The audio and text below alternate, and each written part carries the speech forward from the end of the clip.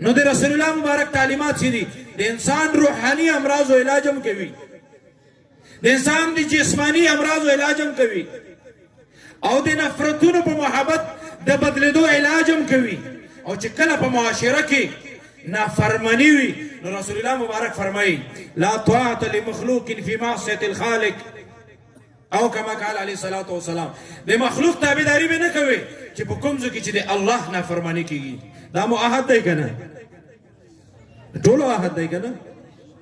چې کوم ځای کې د الله نافرمانی وي په هغه ځای کې به د انسان د خپلولۍ، د تربورولۍ، د اقربا پرورۍ، د یورۍ، د دوستۍ خیال نه ساتو، د الله اطاعت پې کوو او د هغه د رسول اطاعت پې کوو. او رسول الله مبارک فرمایي الجلیس الصالح خیر من الوحده،